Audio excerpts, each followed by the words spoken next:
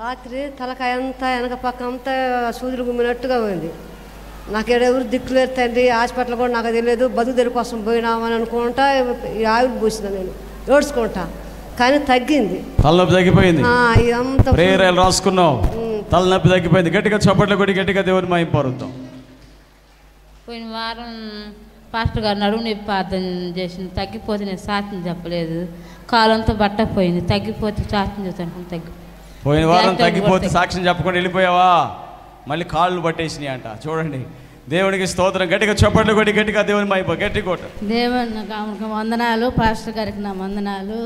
మా భర్తకి చిన్న రాయి కిడ్నీలో గుచ్చుకొని పోయి సీమ్ ఎక్కువై పొట్టకొచ్చింది. పొట్టకొచ్చిన తర్వాత ఒక హాస్పిటల్లో చేర్చుకోవాలి. రెండో హాస్పిటల్లో చేర్చుకున్నారు, ఆపరేషన్ చేసి మొత్తం తీసేసిండ్రు. బాగానే ఉంది. మళ్ళీ రెండో సైడ్ కూడా వచ్చింది. ఇక్కడ అదే రాసి శుభ్రంగా ఇంకా 5 వారాలు వస్తానని ఒప్పుకున్నాను, తగ్గిపోయింది. అది కదమ్మా, మొదటిసారి వస్తే చీమ్ వస్తే తీసుకెళ్లి ఆపరేషన్ చేసావు. రెండోసారి వస్తే ఏం చేసావు? ఏం చెప్పిలా ఏసు రక్తం తీసుకెళ్ళావు. కొంతమంది అంటారు కళ్ళకు కనపడతలేదా ఏసు రక్తం అంటావేంది అంటున్నారు నన్ను. అదేంది? నూనె, కళ్ళకి నూనె కనపడుతుంటే ఏసు రక్తం అంటారు. ఇప్పుడు ఆ సహోదరు చెప్తున్నారు, అది రాయంగానే మొదటిసారి ఆపరేషన్ చేయించిందంట, రెండోసారి అది మాయమైపోయిందంట. అయిపోయిందా? అయిపోయింది. ఏమైపోయింది? శుభ్రంగా తగ్గిపోయింది, మాయమైపోయింది. పని కూడా చేసుకుంటున్నాడు. చాలా ప్రమాదం నుంచి తప్పించిండు దేవుడు యేసయ్య.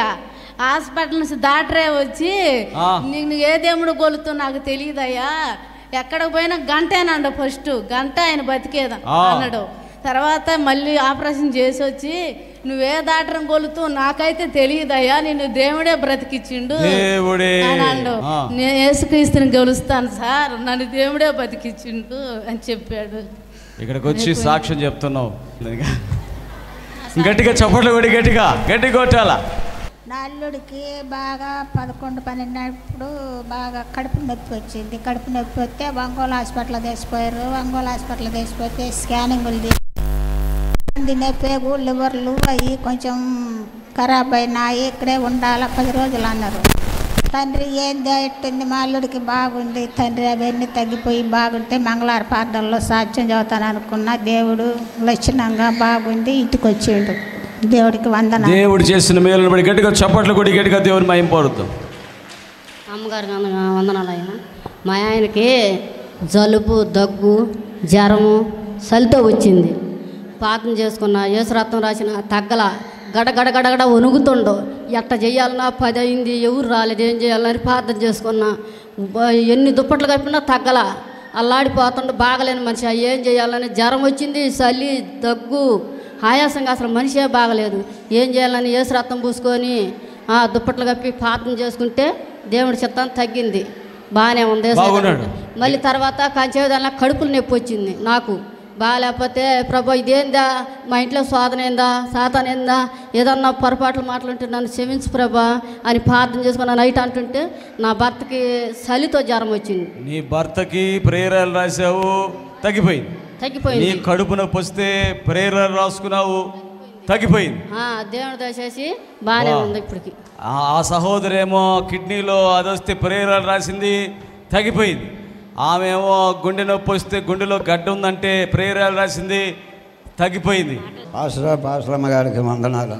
మోకాలు నొప్పులు 20 రోజుల నుంచి నొప్పులు సారు. నొప్పులు తగ్గకపోతే పోయిన వారం వచ్చే వారం సాక్ష్యం చెబుతాను, నా నొప్పులు శుభ్రంగా తీసివేయను ఆయన చెప్పిన. ఇవాళ బాగుండయి చెబుతున్నాను సార్. స్వస్థపరచబడ్డాడు. గట్టిగా చప్పట్లు కొట్టి గట్టిగా దేవుని మహిమ పరుద్దాం. మా చిన్న కుమారుడు ఇది 11వ వారం నేను ముక్కబడి చేసుకొని పూర్తిగా డింకర్ భార్య వదిలిపెట్టిపోయింది. మమ్మల్ని కూడా కొట్టడం చాలా ఇబ్బంది పెట్టాడు. నిన్న ఫోన్ చేశా, ఏందయ్యా మరి మందుకే నాకు 1000 రూపాయలు ఇస్తాను తాగుతావా అన్న. డాడీ నేను మానుకున్నాను అన్నాడు. మానుకున్నాను, పూర్తిగా మానుకున్నాడు. ప్రార్థన చేసావు, మానేశాడు. గట్టిగా చప్పట్లు కొట్టి గట్టిగా దేవుని మహిమ పరుద్దాం. మన మంగళవారము చర్చికి వాళ్ళ ఆయన బతిలాడితే పంపించలేదు, జలుబు చేసింది, బాగలేదు బాబుకు. ఇక్కడికి వస్తే తగ్గిద్ది అంటే నమ్మక పంపించలేదు. ఈ వారం వచ్చింది పాప, తగ్గిపోయింది బాబుకి కూడా. ఇలా చర్చికి వస్తే సాక్ష్యం చెప్తాను అనుకున్నాను. అమ్మగారికి అయ్యగారికి వందనాలు. నేను చెప్పే సాక్ష్యం ఏంటంటే, మా బాబు అక్కడ చదువుకుంటున్నాడు, వాడి దగ్గర డబ్బులు లేవంట. డబ్బులు లేకపోతే నాకు అవసరం, డబ్బులు పంపించమంటే నా దగ్గర కూడా లేవు. నేను ఎవరిని అడగలేకపోయాను, ఏం చేయాలో అర్థం కల. వాడు వారం రోజులు బాగా ఇబ్బంది పడ్డాడంట, అస్సలు లేవు అన్నానికి కూడా. కానీ బాధపడుతుంటే నేను ఏం చేయాలో తెలియక మొన్న మంగళవారం ఏడ్చుకుంటూ వచ్చా. నా కొడుకు డబ్బులంతా తట్టు చూడయ్యా, నేనేం చేయలేను, నాకు ఇక్కడ ఎవరిని అడగలేను అని అనుకున్నప్పు. కానీ నిరుడు 90,000 తీసా బంగారం పెట్టి. నేను ఆ కృష్ణ మళ్ళీ ఫోన్ చేసి బ్యాంక్ ఆయన, అబ్బాయి బంగారానికి రేటు పెరిగింది, మీరు 90,000 తీసుకుంటారు కదా, ఈ సంవత్సరం ఎక్కువ అత్తయ్య తీసుకుందిరా లోన్ అన్నాడంట. 3:03 నా భర్త పోయిండు, ఎమ్మటే పని అయిపోయింది. పాపం 1,40,000 కొట్టాడు నా కొడుకు. దేవుడు ఎలాగైనా ఎవరి ద్వారానైనా సహాయమును చేస్తాడు. గట్టిగా చప్పట్లు కొట్టి గట్టిగా దేవుడు మహిమ పొందుదాం. వందనాలు. ఆ చెవిలో చెయ్యం కారుతుంటే సాక్ష్యం చెబుతానంటే తగ్గిపోయింది. మళ్ళీ ఇంకో సాక్ష్యం ఏంటంటే జ్వరం తగ్గుతుంటే సాక్ష్యం చెబుతానంటే తగ్గిపోయింది.